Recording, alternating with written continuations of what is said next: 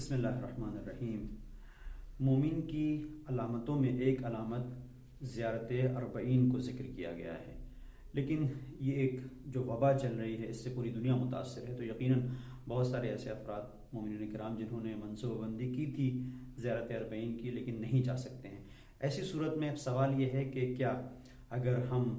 اپنے گھر سے زیارت اربعین کرتے ہیں تو ہمیں وہ ثواب ملے گا یا نہیں؟ تو اس کے سلسلے سے روایات میں، احادیث میں اس بات کو بیان کیا گیا ہے کہ ضروری نہیں ہے کہ آپ زیارت اربعین میں کربلا میں ہوں، اہم یہ ہے کہ آپ کا وجود کربلا میں ہو، آپ کی روح کربلا میں ہو اور آپ کربلا میں معنوی طور پر موجود ہوں اور تجدید عہد کریں امام حسین علیہ السلام اور ان کے شہداء کے ساتھ، اور اس بات کا اظہار کریں کہ مولا ہم اپنے عہد پر باقی ہیں۔ یہ جو ہم دعا کرتے ہیں کہ کاش کہ ہم کربلا میں ہوتے، تو یہ وہ منزل ہے کہ زیارت در حقیقت اسی تجدید عہد کا نام ہے۔ آیت اللہ امینی کے سلسلے سے یہ واقعہ ملتا ہے، بزرگان نے لکھا ہے کہ آیت اللہ امینی کی وفات کے بعد جو صاحب الغدیر ہیں، جن کو ایک بڑے متکلم کے طور پر اور اس اعتبار سے جانا جاتا ہے کہ ایک ایسی شخصیت تھے کہ جن کا کلام میں، علم کلام میں شہرت تھا، اور انہوں نے الغدیر جیسی کتاب لکھی ہے جسے شیعت کا قلعہ کہا جاتا ہے۔ یہ وہ شخصیت ہے کہ جن کے انتقال کے بعد ان کے بیٹے نے 4 سال کے بعد خواب میں دیکھا، تو دیکھتے ہیں کہ علامہ امینی بہت ہی اچھی جگہ پر ہیں اور کیا ہے کہ بڑے نعمتوں میں ہیں، نعمتوں کی ارزانی ہے اور بڑی اچھی جگہ پر ہیں۔ تو علامہ امینی سے ان کے بیٹے نے سوال کیا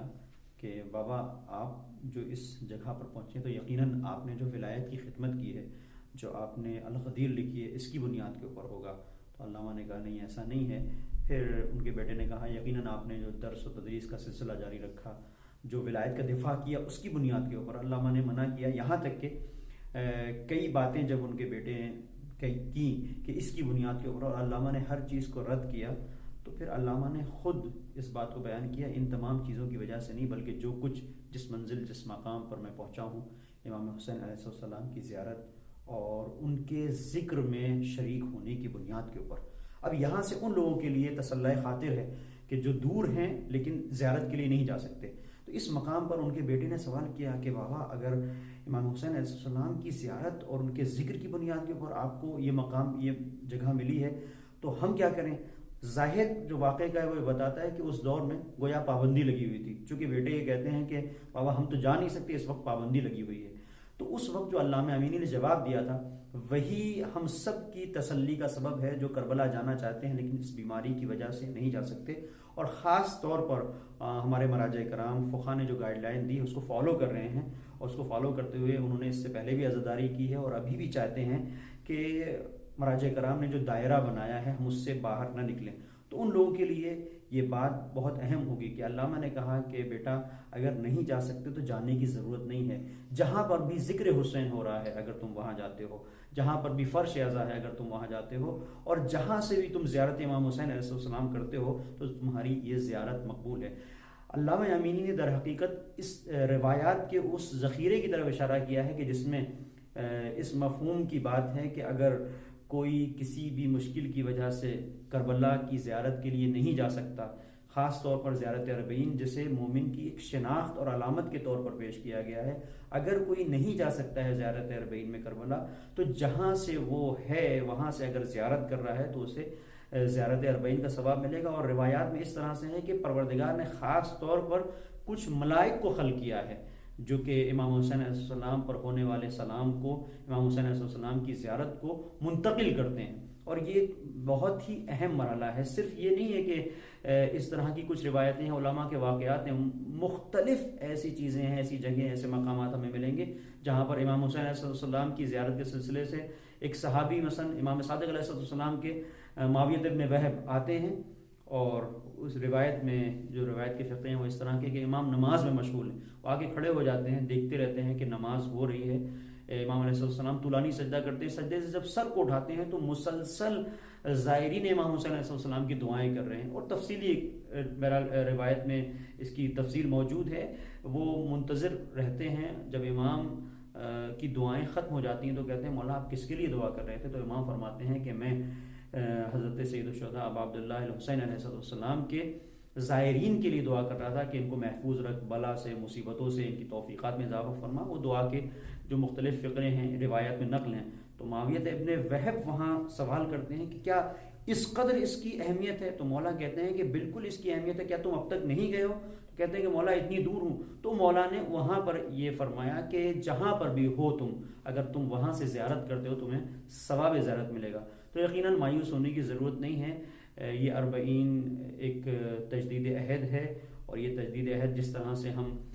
کربلا میں پہنچ کے کرتے تھے، جہاں جہاں ہم ہیں وہاں سے کریں گے. ہر اس مقام کو اگر ہم کربلا بنا لیں کہ جس جگہ پر ہم ہیں، تو یقیناً ہمارا دل تو ایک کربلا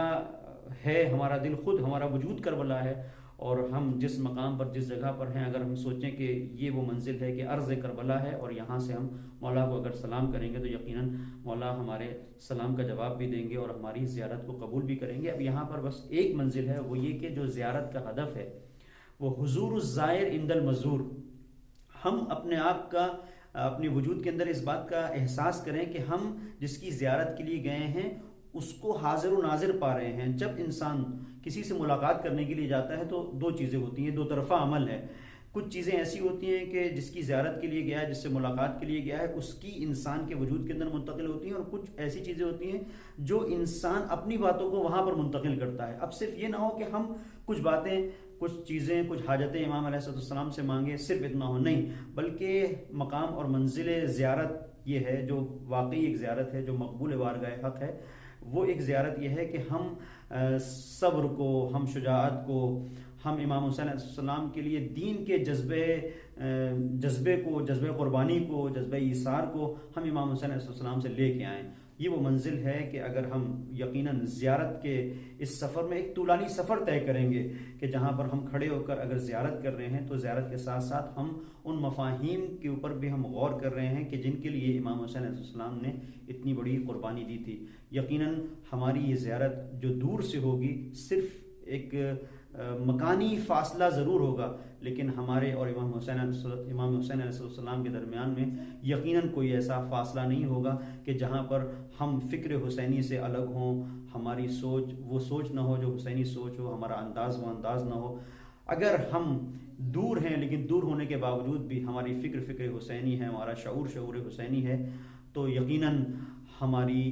یہ زیارت وہ زیارت ہے کہ جس کے لیے رسول اللہ صلی اللہ علیہ وآلہ وسلم نے فرمایا کہ میرے بیٹے کی وفات کے بعد اگر کوئی اس کی زیارت کے لیے جائے گا تو گویا کہ اس کو وہ ثواب ملے گا کہ گویا اس نے میرے ساتھ حج کیا ہے. اور یہاں پر یہ روایت جناب عائشہ سے ہے کہ وہ نقل کرتی ہیں کہ یا رسول اللہ، ایک حج کہا، حجتین، پھر کہا کہ اربع، پھر بڑھاتے چلے گئے حتیٰ بلغ 90 حجہ. تو اب یہ ایک منزل ہے، یہ جو 90 حج کا ثواب، وہ بھی پیغمبر اسلام صلی اللہ علیہ وآلہ وسلم کی رکاب میں، ان کی معیت میں حج کرنا یہ معمولی بات نہیں. اس کا مطلب یہ ہے کہ صرف یہ زیارت پڑھ لینا نہیں ہے، اس کے اندر کچھ مفاہیم ہیں، کچھ اس کے اندر تعلیمات ہیں. ان تعلیمات کو انسان اگر اپنے وجود کی گہرائیوں میں اتار لے گا تو بندگی کی اس منزل پر پہنچ جائے گا کہ جہاں پر اس کی ایک زیارت رسول اللہ صلی اللہ علیہ وآلہ وسلم کے ساتھ کیے گئے 90 حج کے برابر ہوگی. وصلی اللہ علی محمد وآلہ الطاہرین.